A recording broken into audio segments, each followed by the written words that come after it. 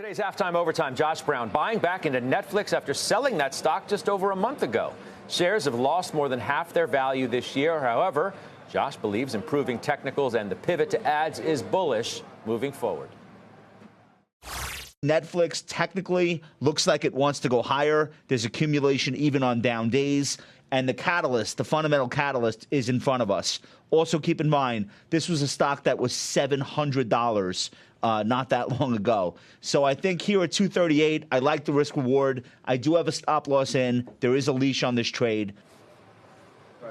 All right, so that's Josh Brown there, buying back into Netflix. Stephanie Link of Hightower is back with us now. What do you think of this move?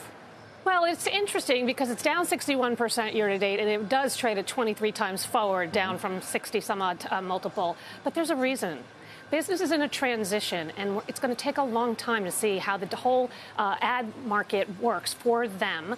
Subscribers are slowing. Remember, they lost 1 million subs last quarter, and that was a content-heavy quarter. And now they're actually reducing their content expenses as well in a time when there's so much competition. So I think that translates into total revenue growth of like upper single digits versus 25% over the last several years. So there's multiple contraction for a reason. So I think there's just a lot of questions, and I think at 23 times, not that compelling, even though it's cheaper than it has been, but I'm not taking the bite. I'm kind of smiling. I'm taking notes, and you said business in a transition. I know somebody who likes businesses in a transition and who's willing often to wait for the transition to take place. One, Stephanie Link, who happens to be sitting to my left, which reminds me, I'm looking at an email that just crossed from the home team here. Kramer, Meta is a buy as the social media giant embarks on plan to slash costs. That's what the investing club just said. You own Meta. Talk about a business in transition. Are you willing to buy and hold that one? I don't need too many of these businesses in transition, though. But also, I think that Meta is going to get Reels right. And I do think that they have the subscribers, they have the eyeballs, they have the ROIs for digital advertisers. It may be slowing, but they still have the size and the scale. They have a ton of cash. And yeah, they have a lot of room to slash costs. So I like that story.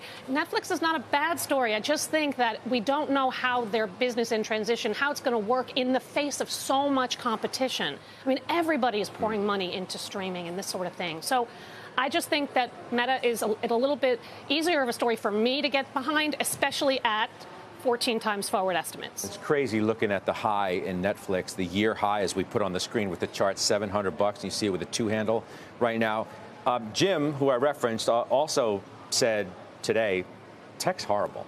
Like, tech's a horrible place right now to be. It's hard. How do you counter that?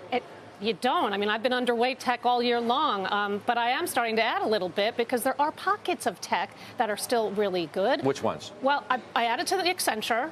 I still like IBM. They made another cloud acquisition today. I lost count how many acquisitions they've done. Another business in transition. With a 5% yield, trading at 13 times earnings. You got to wait.